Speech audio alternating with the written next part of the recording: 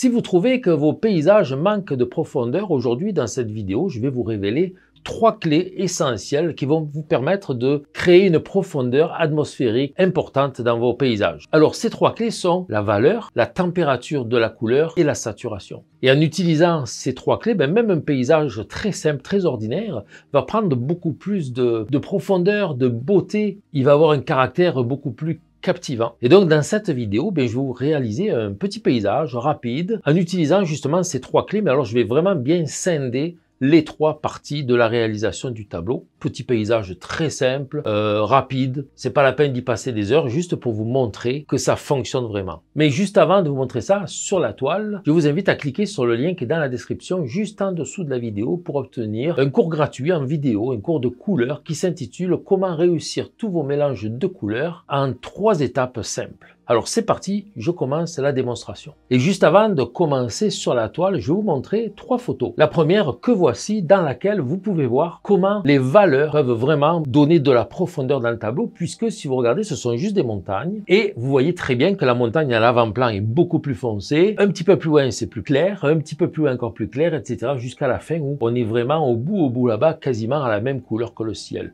Nous avons là un ciel nuageux, brumeux. Donc il n'y a pas le bleu du ciel comme tel, là, mais c'est quand même au niveau des valeurs, puisque là c'est dans des tons de gris, on le voit très bien. Donc en résumé, au niveau des valeurs, c'est assez simple. Plus c'est loin, plus c'est clair, plus c'est près, plus c'est foncé. Dans cette deuxième photo, ce sont des collines corses, d'une roche, on va dire, assez rougeâtre quand même. Même si la photo ne rend pas très bien, les couleurs étaient plus vives vraiment sur place, mais quand même, on voit très bien que plus on recule dans les collines, plus la teinte devient un petit peu bleutée, donc un petit peu plus froide. Si vous regardez la première rangée de roches près de nous, on est dans des beiges, ce sont des couleurs chaudes qui se rapprochent un petit peu de l'orange, et plus on recule, plus ça devient un peu plus mauve. C'est comme si le bleu se rajoutait à la teinte pour rendre plus froide. Couleurs chaudes, c'est le jaune, l'orange, le rouge. Les couleurs froides, c'est le bleu, le vert, le violet. Donc on refroidit les couleurs aussi pour les reculer. Nous avons vu les valeurs, maintenant nous avons la température de couleur qui nous aide aussi à accentuer l'effet de profondeur, donc ce qu'on appelle l'atmosphère interposée ou la perspective aérienne. Avec cette troisième photo, vous pouvez voir maintenant, pour une végétation à peu près identique, éclairée de la même manière par le même soleil, la même journée, vous voyez très bien que la végétation de l'avant-plan est beaucoup plus saturée. La couleur est saturée et plus on s'éloigne, plus c'est gris, plus c'est terne. Et la saturation donc diminue et ça augmente aussi cet effet de profondeur, cet effet de perspective aérienne est vraiment bien rendu de cette manière-là aussi. Donc nous avons 3 clés principales, les valeurs, la température de couleur et la saturation. Et ces 3 effets, ces 3 clés, n'hésitez pas aussi à un petit peu, s'il le faut, les exagérer lorsque vous allez peindre un paysage d'après une photo. Il peut arriver que nos photos ne donnent pas suffisamment de profondeur parce que la profondeur n'était pas vraiment là, parce qu'il n'y avait pas cette petite brume. Vous avez des fois, après la pluie, une atmosphère propre et nettoyée qui ne laisse plus suffisamment parfois voir justement cette perspective aérienne. Et donc, il ne faut pas hésiter à l'exagérer un petit peu pour rendre nos paysages encore plus profonds et plus captivants, plus dramatiques. Alors, passons maintenant à la toile. C'est assez simple. J'ai ici une feuille de toile, mes couleurs sur la palette. Je vous dis tout de suite les couleurs que je vais utiliser. Blanc de titane, jaune cadmium moyen, cramoisi d'alizarine, terre d'ombre brûlée, bleu outre-mer. Vous voyez, j'ai une palette extrêmement simple. Les 3 couleurs primaires représentées par le cadmium, jaune cadmium moyen, cramoisi d'alizarine et outre-mer, ce ne sont pas du tout les couleurs primaires. D'ailleurs, le outre-mer, il est beaucoup pas assez neutre comme le cyan, il est un petit peu plus violacé, et la terre d'ombre brûlée qui va m'accélérer pour faire les parties sombres. Je suis en acrylique parce que je vais travailler vite et je veux que ça sèche vite pour pouvoir superposer mes couleurs. Et on va commencer par dessiner. Je vais inventer un petit paysage simple à partir de ce qu'on a vu là. Inventons, c'est bien d'inventer aussi, je trouve. Ça nous permet d'aller un petit peu plus vite, surtout pour ce que j'ai à faire là. Je fais un petit croquis. On commence avec la première étape, puis la deuxième, puis la troisième, comme je vous l'ai expliqué au début. Je vais générer ici, bon, je vais avoir un ciel, quelques collines, voilà. Vous savez, hein, la composition, c'est toujours à peu près la même chose. On va y aller comme ça, voilà, une colline ici, une autre là. Plus grande en avant, bien entendu. On va pas descendre trop bas parce que j'ai besoin de faire un champ de blé. J'ai décidé de faire un champ de blé. Ça aurait pu être n'importe quoi d'autre. On va y aller comme ceci ici, voilà. Alors bien entendu, c'est pas trop plat, c'est pas la mer. On peut avoir un petit peu de la végétation là-bas au loin. Donc j'ai pas pris de gomme, je peindrai par-dessus, c'est pas grave. Une petite végétation en bas, voilà, un petit trou ici, un petit espace, on reprend des arbres. Vous pouvez le faire aussi vous, en même temps que moi, si vous voulez. J'aime bien ici des peu de végétation qui rentre dans le champ. C'est pas que le champ, tout ça. D'ailleurs, on pourra en descendre un petit peu ici aussi, pour avoir un peu de perspective pour notre champ de blé, voilà, un petit peu de végétation plus près, c'est juste pour me dire, tiens, pense-y René à le faire. Nous avons les montagnes, le ciel, le champ de blé, on a possibilité de mettre de la végétation absolument comme on veut ici, des couleurs, tout ça, donner de la profondeur, et bien entendu, un avant-plan, c'est important, on a ici sur nos photos les 3 photos que vous avez vues, c'est 3 photos de Corse de l'été dernier, c'est une belle inspiration la Corse, hein. Il y en a beaucoup qui sont d'accord avec moi. Et là, je vais commencer, un avant-plan, allez, on va mettre, tiens, peut-être un arbre, même un bel arbre ici, là, tu sais, qui passe en avant, là, tiens. Il est en bas, il est en dehors du tableau en bas. Donc, c'est quoi? C'est un pin, un sapin, un feuillu, j'en sais rien, je verrai après, là. Allez, on va faire un pin. Je crois qu'un pin, c'est un petit peu compliqué, ça va prendre du temps. Peut-être un feuillu, tiens, allez, on va faire un feuillu. Alors là, ce qui est derrière, ça va disparaître un peu, c'est pas grave. J'aime bien les avant-plans un petit peu chargés ici, ça donne de la profondeur. On décale, donc je fais ça à gauche, j'en ferai pas trop à droite. Peut-être juste des herbes hautes ici, tiens, un petit arbuste ici, voilà, pas plus. Voilà, un petit croquis simple qui, en quelque sorte, un petit peu respecte on va dire les bases de la composition. Et là, je commence tout de suite. Alors, les montagnes en arrière-plan et le ciel, vous avez vu, comme nous avons pu le voir sur les photos. Je vais commencer tout simplement d'abord avec le ciel, un ciel avec du blanc et un tout petit peu de bleu outre-mer, un petit peu plus, voilà. Et j'applique rapidement la couleur du ciel. Je n'en mets pas épais pour que ça sèche plus vite. On va le faire un petit peu plus blanc à la base et un tout petit peu plus foncé en haut. Et pas plus long que ça, le ciel est fait. Et là, on commence les montagnes au loin. Alors les montagnes au loin, on peut les avoir très pâles. Elles se sont un petit peu effacées. Voilà, c'est pas de la neige, c'est de la couleur, tiens, du ciel, un petit peu plus pâle.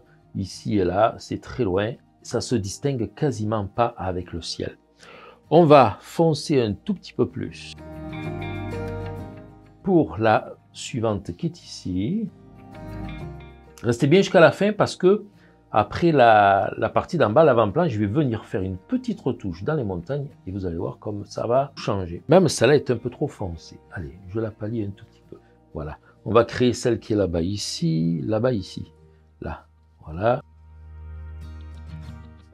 Parce qu'en fait, il faut que toutes les 3 parties du tableau, arrière-plan, plan moyen, avant-plan, toutes les 3 parties respectent les 3 critères. Là, je travaille sur les valeurs. Après, on va travailler sur la température, puis sur la saturation. Et forcément, au niveau de la saturation surtout, cette partie-là devra être un petit peu retouchée. Voilà, l'arbre, il en a pris un coup, c'est pas grave, on reviendra dessus. Là, il me semble que j'ai oublié quelque chose, hein. On va le faire ici, voilà. Bon, je ferai pas 15 montagnes, un peu comme sur la photo. On va 1, 2, 3, 4. On a 4 distances différentes de montagnes.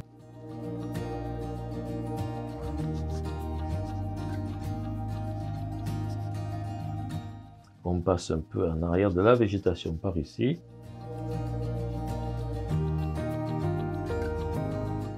Voilà, je vais marquer un petit peu plus le découpage de là. C'est bon.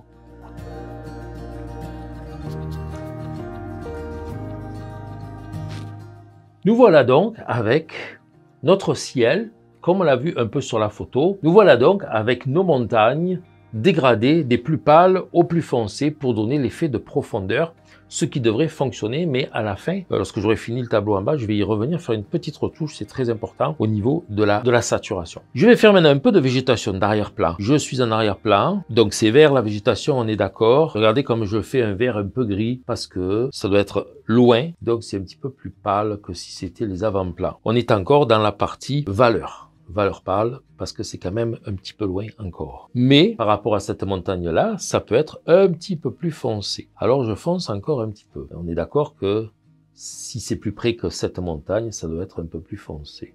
Voilà. Alors, je suis pas encore sec, là, ça se mélange un peu à tout ce que j'avais mis avant, qui est vraiment pas gênant, pas grave du tout.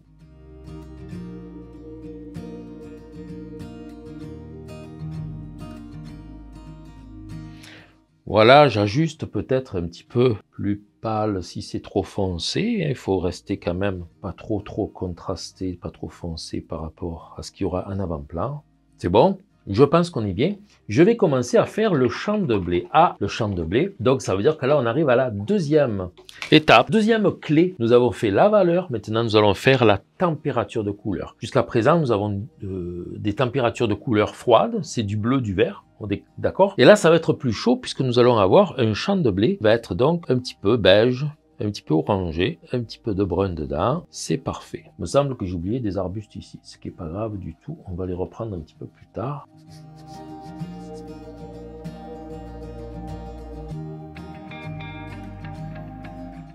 Température de couleur, on peut un petit peu l'augmenter, la chaleur dans les avant-plans ici encore. Vous voyez, en rajoutant un petit peu plus de rouge, un peu plus de jaune, et un petit peu moins de terre d'ombre brûlée.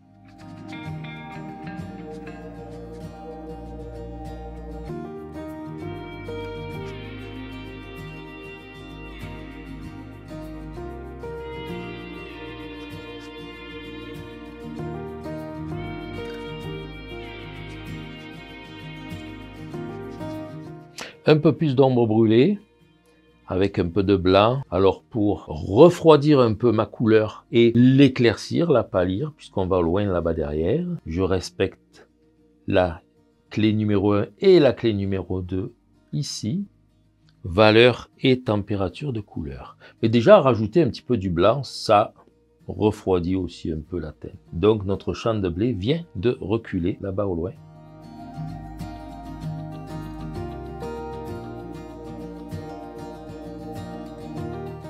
Et avec ces belles couleurs vives ici, il se rapproche de nous. On peut même lui mettre une légère, très légère texture, un petit peu verticale, mais pas trop. C'est intéressant, quand on est en présence d'un champ de blé, il faut regarder, puis des fois vous dites, mon Dieu, mais ça paraît flou un champ de blé des fois. Hein.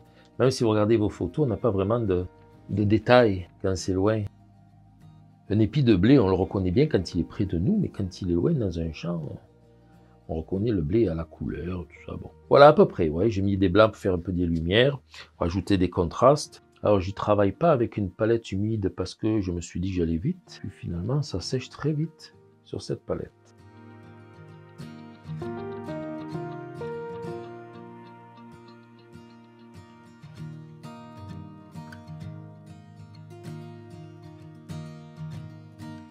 Voilà, c'est là que j'avais mis un petit peu plus de végétation. Et un peu plus près, je la contraste un peu plus, je la fonce un petit peu plus. Et avec des terres d'ombre brûlées pour la réchauffer aussi un petit peu plus, puisque c'est plus près, c'est aussi plus chaud, plus foncé, plus chaud. Végétation lointaine, bon, pas trop précis. En plus, bon, ben, comme je vous l'ai dit au début, je vais aller vite.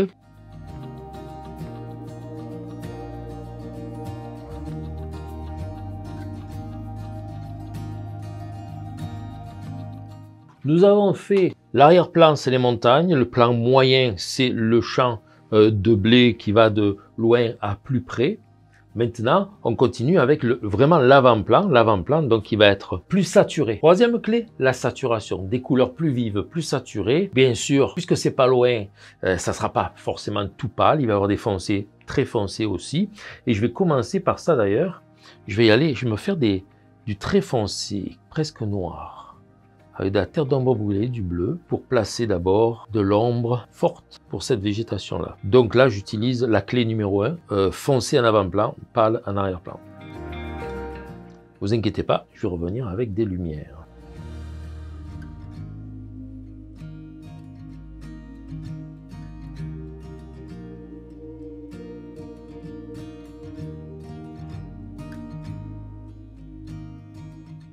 Là, pour l'instant, j'ai l'impression de peindre un petit peu à la Bob Ross. Je ne sais pas si vous voyez ça, sauf que je suis à l'acrylique.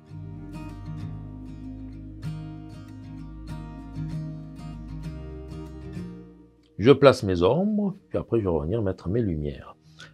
Mes ombres sont très foncées. Bien sûr, comme c'est quasiment noir la saturation n'est pas extrême. On va la rajouter avec les lumières. C'est un petit peu aussi pour enlever le blanc qui me restait sur ma toile, vu que je n'ai pas fait de couche de fond, que j'aurais pu faire. J'aime bien remonter un petit peu devant les arrière-plans ici, j'aime ça. Voilà pour la partie foncée.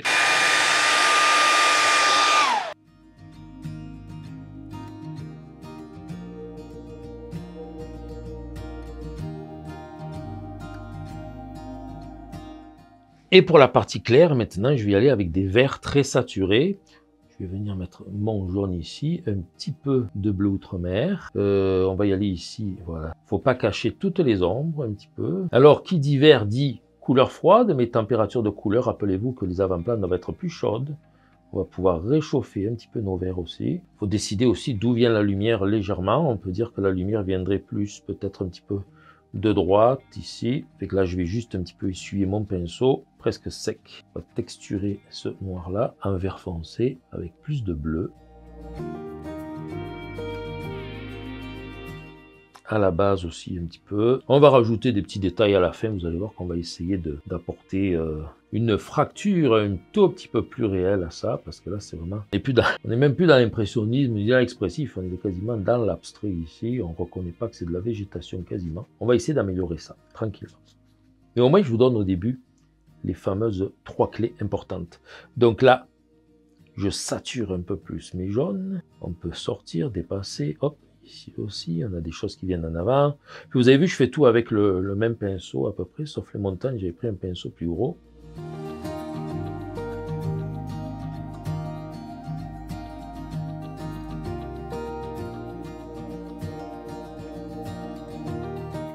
Je vais réchauffer avec de suite un petit peu de rouge dans mes verres. Voilà, on va les rendre un petit peu légèrement ocre. Ça arrive souvent dans la végétation qu'il y a des herbages un petit peu plus chauds, du feuillage mal arrosé, des branches un petit peu plus sèches. Si j'en mets trop épais, ça ne séchera pas. J'en enlève un petit peu. Puis la peinture acrylique a tendance à un petit peu s'estomper en séchant, ce qu'on rajoute quand c'est pâle sur du foncé. Donc il faut souvent revenir plusieurs couches, même si ici j'ai la bonne peinture de la Golden, très opaque, mais c'est pas grave. Allez, je vais rajouter ici de la lumière, toujours alterner ombre et lumière aussi pour les fondre un petit peu, toujours, pour revenir dans quelque chose d'un petit peu plus naturel. Ça peut pas être forcément toujours foncé à gauche et clair à droite, hein, puisqu'il y a des profondeurs dans tout ça. Voilà. Est-ce que j'ai un contraste plus fort ici en avant? Est-ce que j'ai des foncés plus foncés qu'en arrière-plan? Est-ce que j'ai une saturation plus importante? Est-ce que j'ai des couleurs plus chaudes? Si oui, eh bien j'ai respecté les 3 clés. J'ai utilisé les 3 clés qui me permettent de donner de la profondeur dans un tableau, même si je n'ai pas encore terminé, ça commence. Allez, comme on est dans les avant-plans, on va faire un petit peu du détail, bien sûr. Donc je vais prendre un petit pinceau, puis générer des choses, voilà, qui vont donner l'impression qu'on est plus dans des herbes hautes. Et ici, dans un arbre aussi. Ici, mes touches que je mets là sont très foncées. Je vais revenir avec des plus pâles après. Comme je peins toujours de la même manière à peu près, j'en fais beaucoup, puis après je reviens avec du feuillage pour estomper. C'est cette multitude d'apports, de couleurs, de taches, qui va donner l'impression un peu plus réelle. On ne peut pas tout faire à une seule fois. Quand on utilise cette technique-là où c'est plus de la création, de l'invention, que si j'avais une photo, je copie une photo, là on prend détail par détail, puis on essaye de les reproduire, mais là ça sort, comme on dirait des fois, on dit ça sort de ma tête. Ben non, c'est pas vraiment de ma tête. Moi je prends pas cette expression-là lorsque je fais de la création, de l'invention. Ça sort de mes yeux. Oui, je crée, j'invente, mais je vois, j'ai une image mentale, on va dire, d'une composition, tout ça. C'est plus comme je vois dans ma tête que comme je pense. Donc j'essaye de faire vraiment une image. Et l'image se construit sur la toile petit à petit, toujours en essayant d'appliquer les règles de base. Autant les mélanges de couleurs, la composition, tout. Là, je reviens dans les très pâles jaunes, cette fois-ci. Je mets beaucoup d'eau quand j'utilise le traînard pour que ce soit liquide. C'est un petit peu de bleu, donc un vert pâle. Même un petit peu de blanc, ça va lui donner de l'opacité, surtout que j'ai mis beaucoup d'eau. Voilà. Et là, je reviens sur des taches noires trop grosses. Un petit peu toujours dans tous les sens, différents appuis du pinceau. Ça donne des effets spéciaux, des effets toujours un petit peu différents. Donc, comment dire, irréguliers.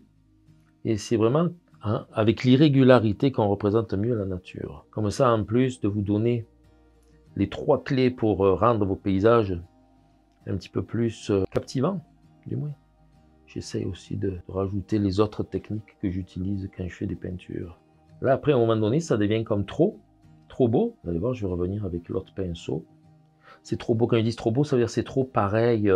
Les petites herbes fines, là, il y en a un peu trop à un moment donné. Je vais aller chercher un peu plus de rouge, des choses un petit peu plus brunes.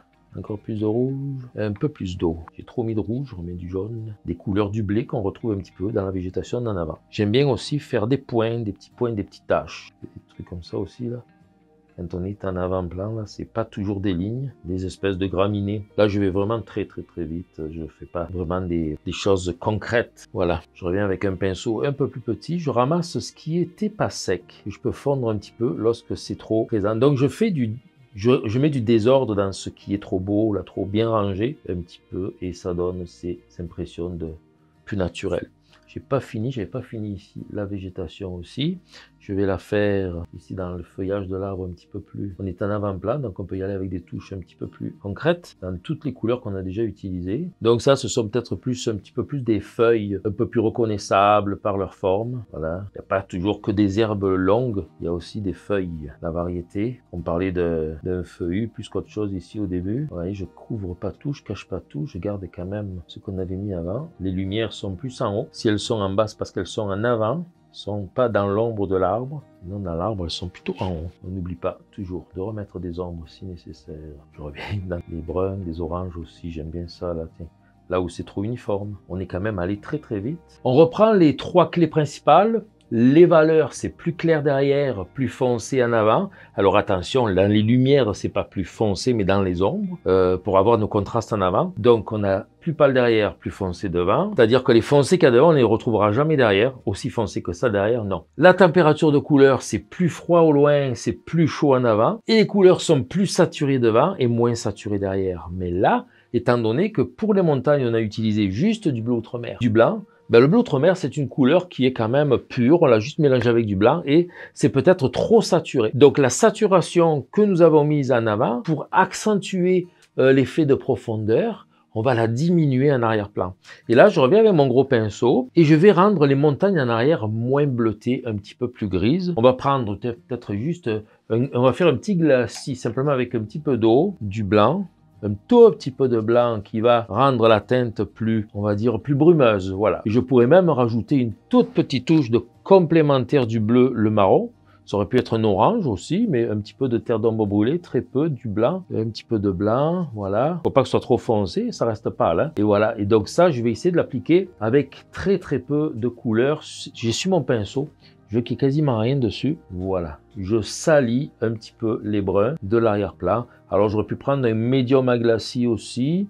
Faut pas trop en mettre parce que sinon, ça réchauffe trop. Donc, ça reste froid. Mais ça aurait pu être un petit peu de rouge aussi. Pour rendre ça un petit peu plus violacé. Vous voyez, je fais ça pour que ce soit vraiment très léger. Je sécurise mes feuilles de papier pour pas que ça s'envole avant de donner un petit coup de séchoir à cheveux.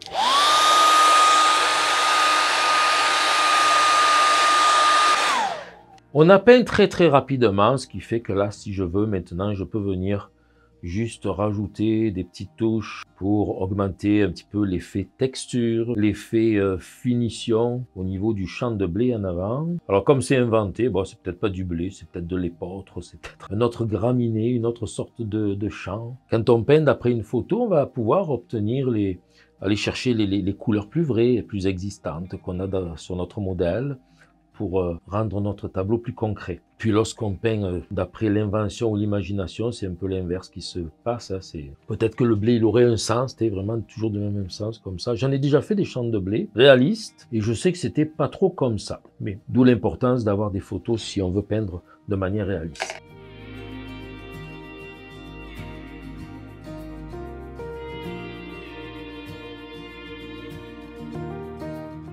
Une chose que je n'ai pas encore faite, c'est de rajouter un petit peu des gris pâles dans les branches. Et malgré le fait que ce que je fais là, c'est une démonstration très rapide, rien ne m'empêche non plus quand même d'y prendre un petit peu de plaisir. Après tout, la peinture, c'est fait pour ça. Voilà donc cette petite courte démonstration, ce petit exercice qui a été mis en place et fait là juste pour vous démontrer l'efficacité de ces trois clés, valeur, température de couleur et saturation, pour donner la profondeur dans les tableaux. Et on le voit très bien que ça fonctionne ici.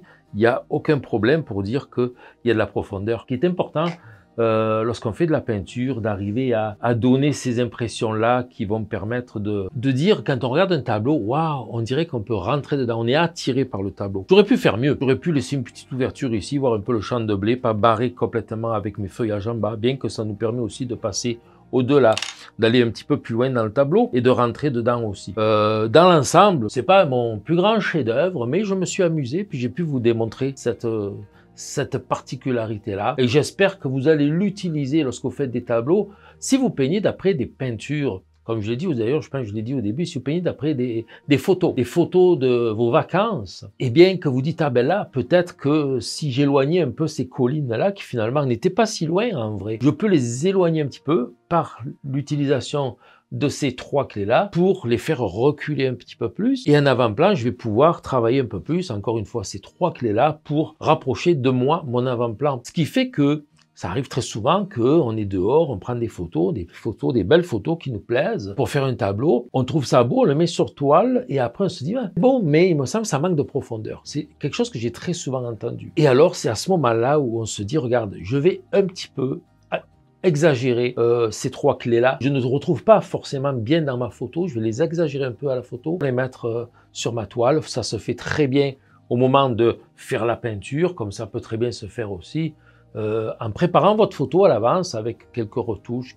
des logiciels de votre téléphone, de votre ordinateur, peu importe, pour jouer sur les saturations, les valeurs et les températures de couleur. Alors j'espère que cette vidéo vous a plu. N'hésitez pas à cliquer sur le lien, comme je vous ai dit au début, dans la description sous la vidéo pour obtenir ce cours gratuit en vidéo qui s'intitule « Comment réussir tous vos mélanges de couleurs en 3 étapes simples ».